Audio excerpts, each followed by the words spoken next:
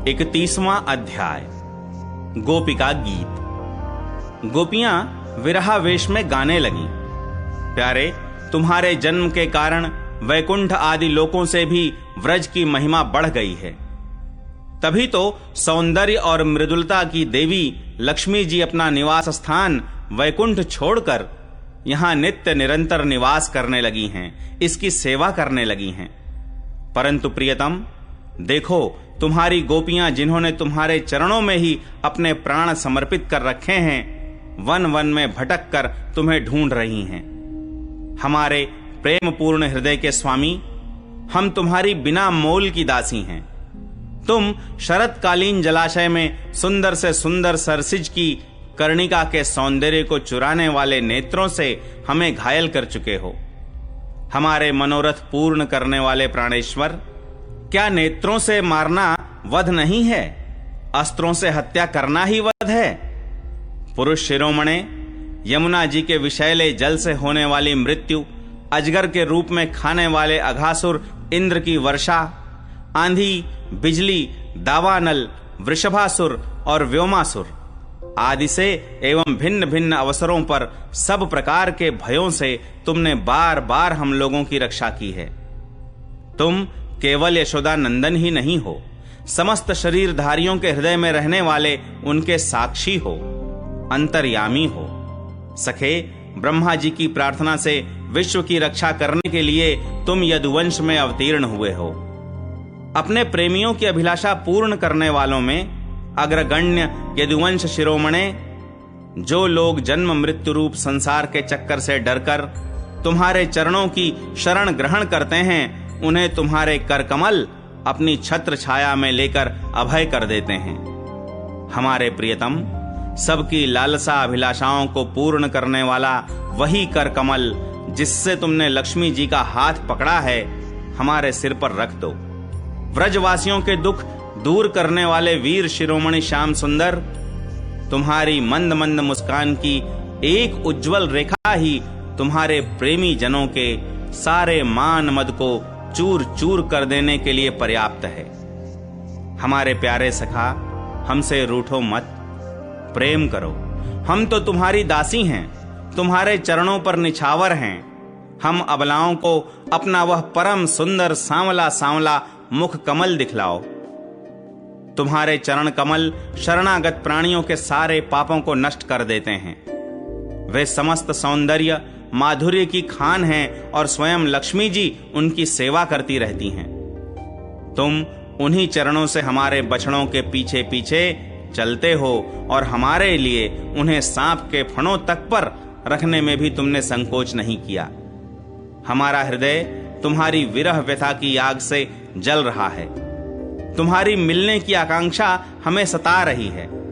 तुम अपने वे ही चरण हमारे वक्षस्थल पर रखकर हमारे हृदय की ज्वाला को शांत कर दो। कमल नयन, तुम्हारी वाणी कितनी मधुर है। उसका एक एक पद, एक एक शब्द, एक एक अक्षर मधुराति मधुर है। बड़े बड़े विद्वान उसमें रम जाते हैं, उस पर अपना सर्वस्व निछावर कर देते हैं। तुम्हारी उसी वाणी का रसास्वादन करके तुम्हारी आज्ञाकारिणी दासी गोपियां मोहित हो रही हैं। दानवीर, अब तुम अपना दिव्य अमृत से भी मधुर अधर रस पिलाकर हमें जीवन दान दो, छका दो। प्रभो, तुम्हारी लीला कथा भी अमृत स्वरूप है। विरह से सताए हुए लोगों के लिए तो वह जीवन सर्वस्व ही है।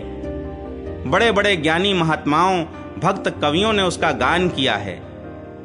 वह सारे पाप ताप तो मिटाती ही है, साथ ही श्रवण मात्र से परम मंगल परम कल्याण का दान भी करती है। वह परम सुंदर, परम मधुर और बहुत विस्तृत भी है। जो तुम्हारी उस लीला कथा का गान करते हैं, वास्तव में भूलोक में वे ही सबसे बड़े दाता हैं। प्यारे, एक दिन वह था जब तुम्हारी प्रेम भरी हंसी और चितवन तथा तुम्हारी तरह तरह की क्रीड़ाओं का ध्यान करके हम आनंद में मग्न हो जाया करती थीं। उनका ध्यान भी परम मंगलदायक है। उसके बाद तुम मिले। तुमने एकांत में हृदय स्पर्शी ठिठोलियां की, प्रेम की बातें कहीं। हमारे कपटी मित्र, अब वे सब बातें याद आकर हमारे मन को क्षुब्ध किए देती हैं।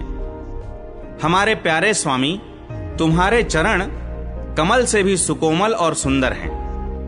जब तुम गौओं को चराने के लिए व्रज से निकलते हो, तब यह सोचकर कि तुम्हारे वे युगल चरण कंकड़, तिनके और कुछ कांटे गड़ जाने से कष्ट पाते होंगे, हमारा मन बेचैन हो जाता है। हमें बड़ा दुख होता है। दिन ढलने पर जब तुम वन से घर लौटते हो, तो हम देखती हैं कि तुम्हारे मुख कमल पर नीली नीली अलकें लटक रही हैं और गौओं के खुर से उड़ उड़कर घनी धूल पड़ी हुई है। हमारे वीर प्रियतम, तुम अपना वह सौंदर्य हमें दिखा दिखाकर हमारे हृदय में मिलन की आकांक्षा, प्रेम उत्पन्न करते हो। प्रियतम, एकमात्र तुम ही हमारे सारे दुखों को मिटाने वाले हो। तुम्हारे चरण कमल शरणागत भक्तों की समस्त अभिलाषाओं को पूर्ण करने वाले हैं। स्वयं लक्ष्मी जी उनकी सेवा करती हैं और पृथ्वी के तो वे भूषण ही हैं। आपत्ति के समय एकमात्र उन्हीं का चिंतन करना उचित है, जिससे सारी आपत्तियां कट जाती हैं। कुंज विहारी, तुम अपने वे परम कल्याण स्वरूप चरण कमल हमारे वक्षस्थल पर रखकर हृदय की व्यथा शांत कर दो। वीर शिरोमणे, तुम्हारा अधरामृत मिलन के सुख को, आकांक्षा को बढ़ाने वाला है। वह विरह जन्य समस्त शोक संताप को नष्ट कर देता है। यह गाने वाली बांसुरी भली भांति उसे चूमती रहती है। जिन्होंने एक बार उसे पी लिया, उन लोगों को फिर दूसरों और दूसरों की आसक्तियों का स्मरण भी नहीं होता।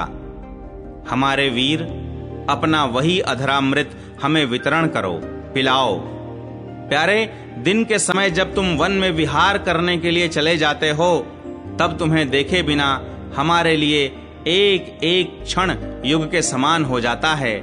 और जब तुम संध्या के समय लौटते हो तथा घुंघराली अलकों से युक्त तुम्हारा परम सुंदर मुखारविंद हम देखती हैं, उस समय पलकों का गिरना हमारे लिए भार हो जाता है और ऐसा जान पड़ता है कि इन नेत्रों की पलकों को बनाने वाला विधाता मूर्ख है।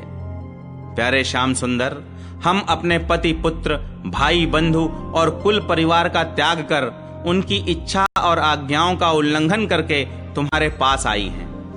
हम तुम्हारी एक एक चाल जानती हैं, संकेत समझती हैं और तुम्हारे मधुर गान की गति समझकर उसी से मोहित होकर यहां आई हैं।